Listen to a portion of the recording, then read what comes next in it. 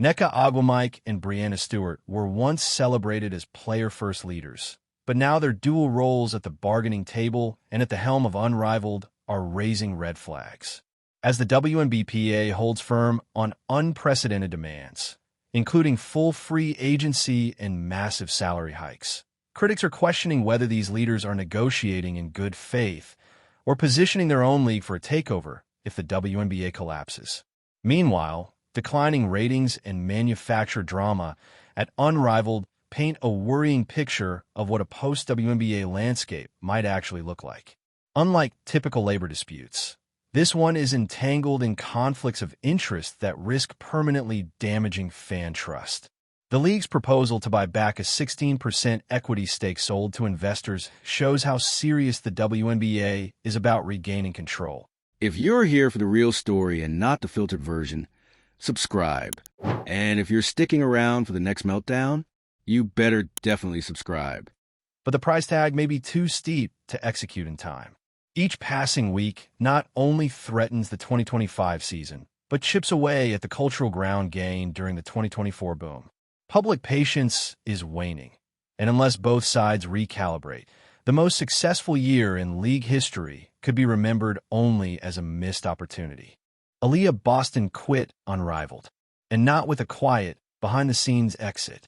She left mid-game, visibly furious, following a physical exchange with Alyssa Thomas. No smiling, no shaking it off, just raw frustration. This wasn't some petty player beef. This was the face of a much deeper issue playing out in real time, on a court that was supposed to symbolize freedom, power, and evolution for women's basketball. And just like that, the shiny veneer of Unrivaled cracked.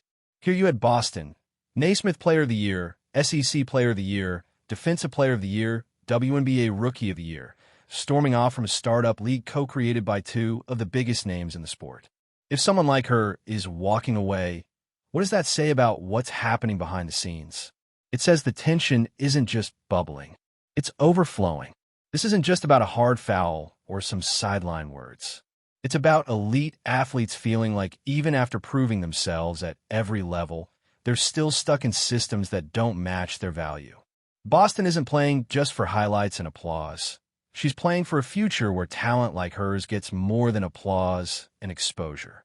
And when that system, even in its so-called player-first form, starts to resemble the very same machine it claimed to be breaking away from, that's when people start walking. Her exit might have looked dramatic, but the context? Even more explosive. Unrivaled was supposed to be the bold new frontier of women's basketball. Faster games, player ownership, independent structure. And on paper, it had all the ingredients. But in reality, it's losing viewers despite heavy promotion. The action on the court has taken a back seat to altercations, viral walk-offs, and sound bites. And now, with one of the league's brightest young stars publicly quitting mid-season, it's become a distraction that's doing more harm than good. Because while the spotlight's on Unrivaled's infighting, the WNBA is teetering on the edge of something much worse, a total shutdown.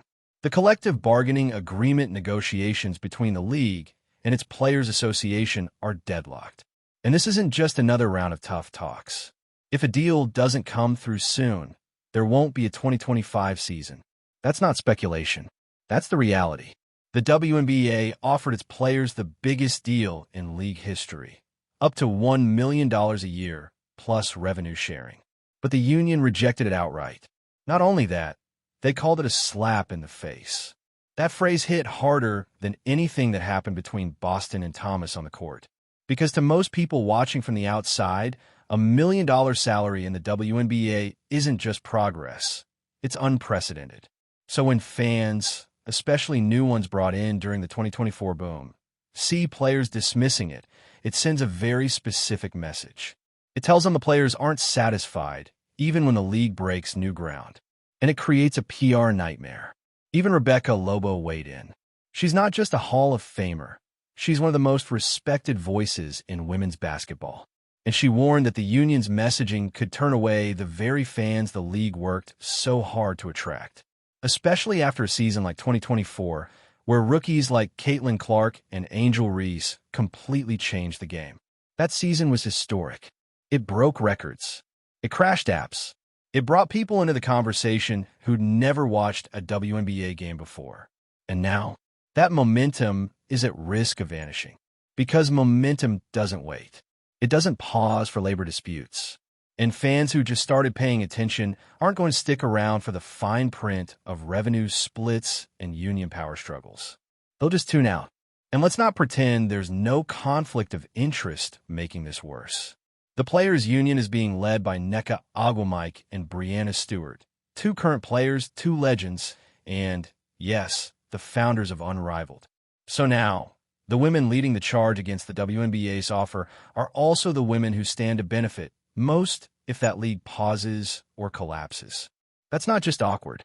That's structural conflict.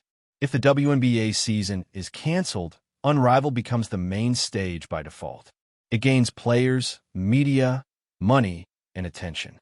And even if Ogwumike and Stewart are operating with full integrity, the dual role raises questions. Because perception matters. And right now, the perception is that the people negotiating on behalf of WNBA players also own a direct competitor. That undermines trust in the process. Full stop.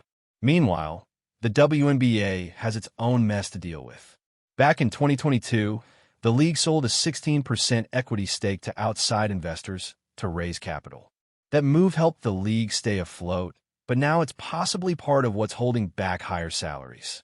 Those investors want financial sustainability. They want return on investment. And sudden, sharp increases in player pay?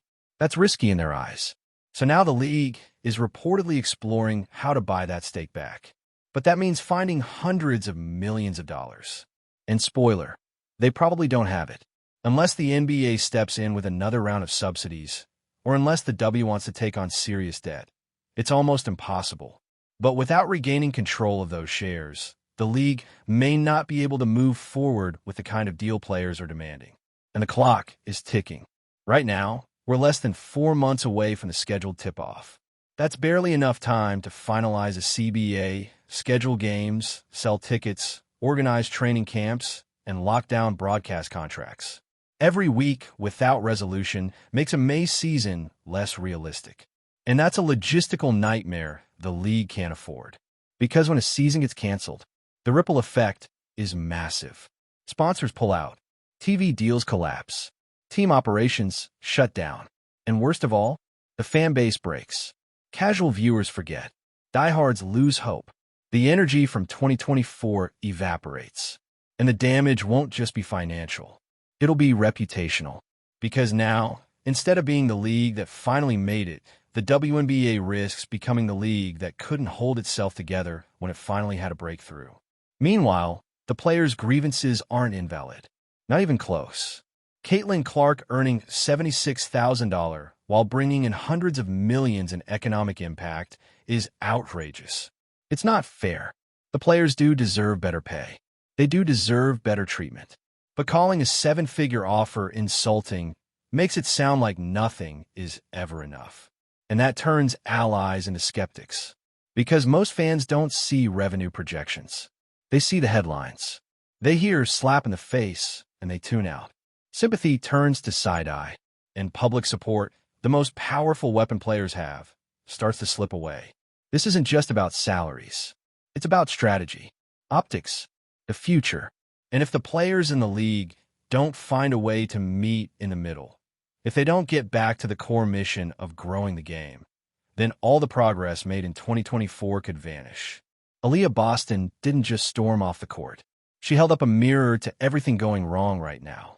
Her frustration isn't isolated. It's systemic. It's the result of a broken structure, misaligned incentives, and conflicting narratives pulling the sport in too many directions at once. So what now? Is the league willing to fight for a future that works for everyone? Are the players willing to reframe the conversation without losing their power? Is Unrivaled going to evolve or implode? That's what we're watching unfold. Let us know your take. Was Aliyah Boston justified? Should the union change its leadership structure? Is the WNBA's offer truly historic or still not enough? Drop your thoughts in the comments. Like the video if you want more breakdowns like this. and subscribe to stay locked in on every high-stakes moment in sports and celebrity drama. We're not letting this one go. Not when the future of an entire league is hanging by a thread. Right now, the WNBA is standing at a crossroads, and every possible path forward looks risky. One road leads to compromise, uneasy, imperfect, but necessary. The other leads straight off a cliff. A canceled season, fractured relationships, and a collapse of trust that could take years to rebuild. And that's not exaggeration. This league is barely 3 seasons removed from struggling to draw headlines outside of niche sports media. Then came the 2024 season. Finally, everything clicked. The rookies were electric, the rivalries were intense, and fans were tuning in like never before. Suddenly, the WNBA wasn't just a sidebar. It was the story. But now, it's chaos. Not the good kind. With each new headline, fans are no longer talking about buzzer beaters or breakout players. They're talking about labor disputes, conflicts of interest, and viral meltdowns. They're watching stars like Aliyah Boston storm off the court and wondering, wait, what is going on here? Let's be real. That moment between Boston and Alyssa Thomas wasn't just another flare-up between 2 competitive players. It felt like something was boiling over. Like the tension everyone's been trying to ignore finally burst into the open. The timing couldn't be worse. This isn't happening during a quiet off-season.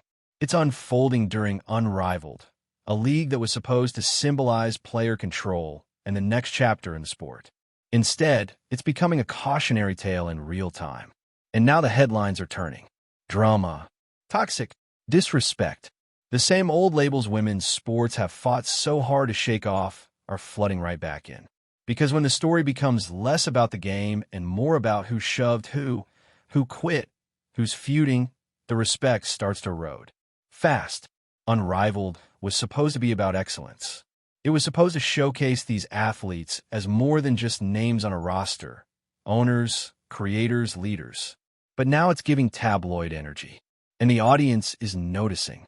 Meanwhile, the WNBA itself is on life support heading into what should have been its greatest season yet. Let's not forget what's at stake here.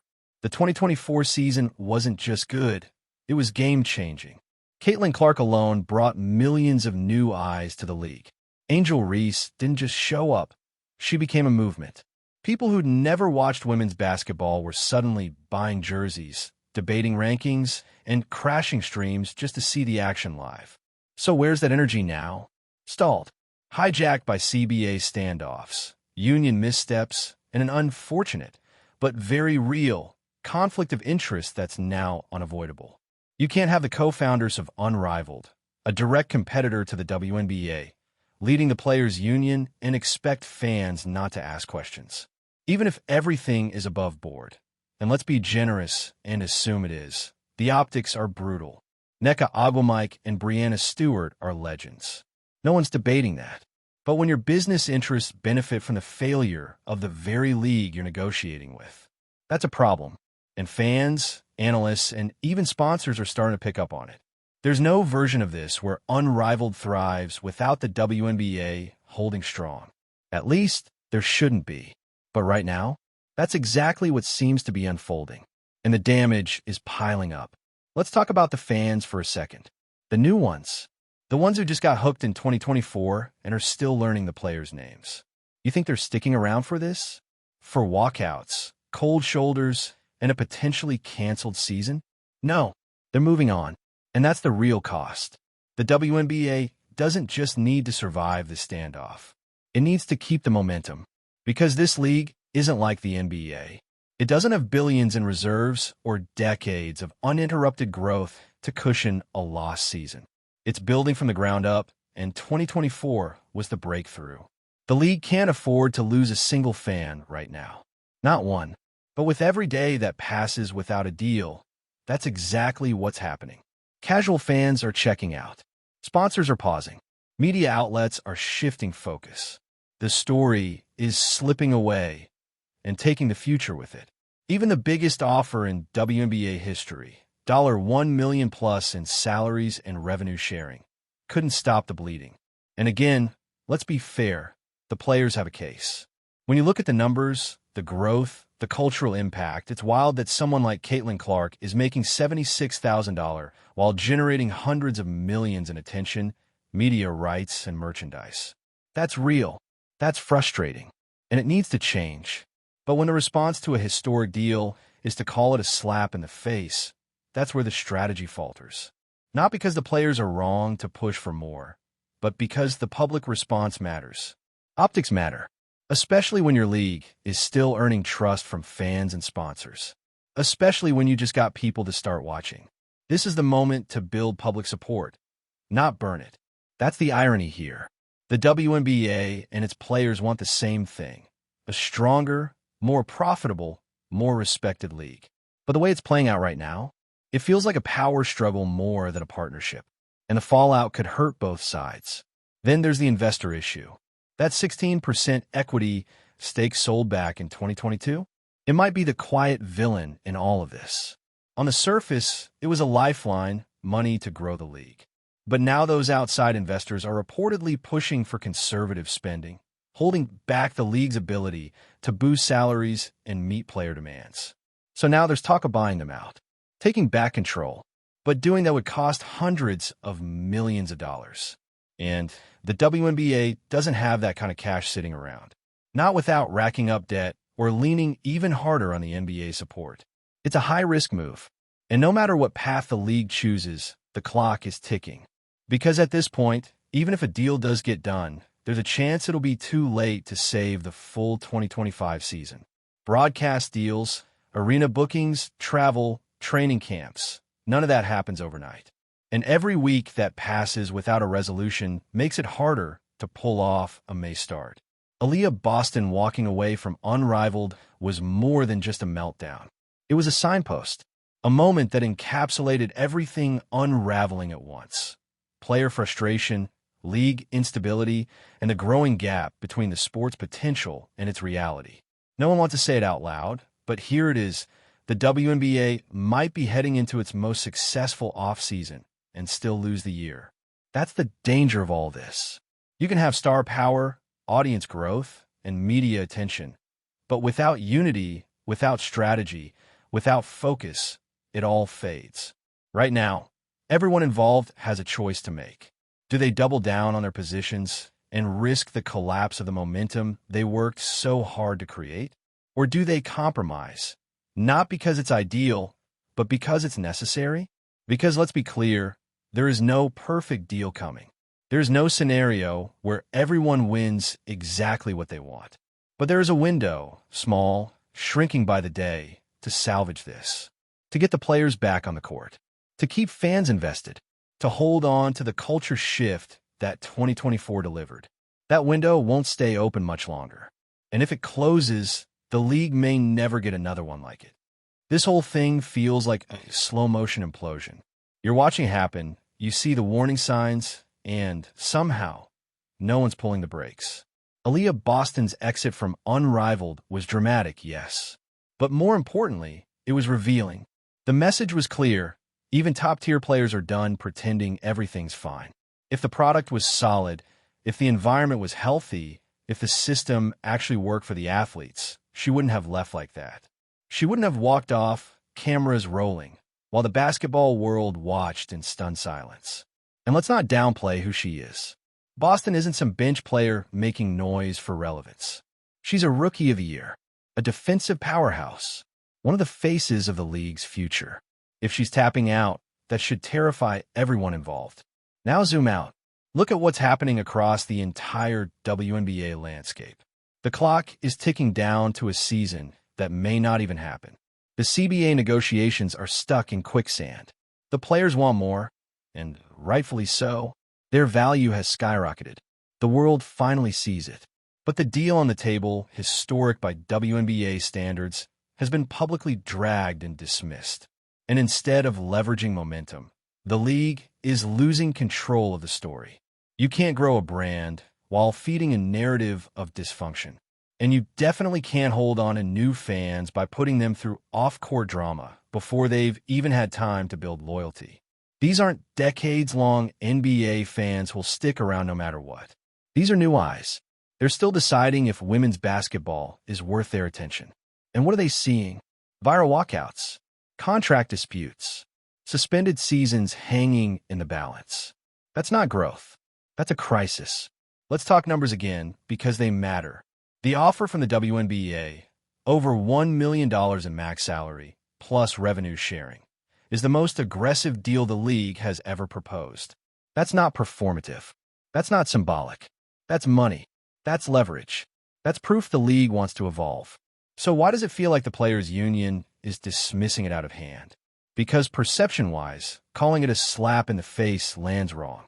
It fuels backlash from fans who are still catching up on just how underpaid these players have been for decades. It invites critics to say, you got what you asked for, and now it's still not enough? It shouldn't be like this. But that's the problem with public labor disputes. Facts often take a back seat to feelings. Messaging matters. And the players' messaging right now? It's getting lost in the noise. Even longtime supporters are uncomfortable. Even analysts like Rebecca Lobo, who spent years advocating for better pay, more exposure, and league growth, are stepping in to say, be careful. You're losing the plot. Because fans want to rally behind a cause. They want to support fair pay. But they also want to feel like the game is moving forward, not backwards. And when the headlines are about infighting and missed opportunities, not stats and storylines, the emotional connection weakens. Then you throw Unrivaled into the mix. Let's call it what it is, a potential competitor that was never supposed to compete. It was pitched as complimentary, an off-season outlet, a side project with heart. But now, with the WNBA on pause and Unrivaled pulling headlines, good or bad, it's starting to feel like a takeover. And that gets complicated fast when two of the league's most powerful players are on both sides of the table. Agua Mike and Stewart, co-founders of Unrivaled, also lead the players' union. So when the WNBA stumbles, their platform benefits. When the league shuts down, their league becomes the fallback. You don't need a conspiracy theory to see why that's a problem. Even if everyone's acting with the best intentions, the structure is flawed. And perception? Devastating. How are fans supposed to trust that negotiations are fair when the people advocating for a canceled season also stand to profit from its absence? It's a question no one seems eager to answer. And that's what makes this entire situation so combustible. There are no easy fixes, no clean resolutions. Every move has consequences. If the league buys back its 16% investor stake to regain control, that's potentially hundreds of millions of dollars, money they may not have. If they don't, then outside investors keep pulling the strings, prioritizing stability over growth, and possibly stalling out any real progress. If the players hold out for more, they might win a better deal, but at the cost of public support, lost viewership, and missed games. If the league calls the players' bluff and cancels the season, they risk losing the most momentum they've ever had. There's no perfect solution, but there is urgency. And right now, every delay feels like another door closing. Every week that passes without resolution pushes the league closer to irrelevance. And for a sport that just broke through, that's not something it can afford. This is supposed to be the turning point for women's basketball, but it's starting to look like a missed opportunity of historic proportions. So what happens now? Will the league pull together the money and willpower to course correct? Will the players pivot their messaging and recognize progress as a stepping stone, not an insult? Will Unrivaled find its purpose without cannibalizing the very league it's meant to complement? Those answers haven't arrived yet, but the consequences are already in motion. This is bigger than one scuffle, one walkout, or one rejected deal. It's the tipping point of an entire sport trying to figure out what comes next. And unless someone takes control of the narrative, and fast, the future of women's basketball might just be the thing left behind. Tell us what you think. Is the WNBA doing enough to support its players? Is the union risking too much by rejecting the deal? Was Aliyah Boston justified in walking off? Drop your thoughts in the comments. Like this video if you're invested in the future of the game. Share it with someone who's been following the drama. And hit subscribe. We're not done yet. This story's still unfolding. And trust us, it's not slowing down anytime soon.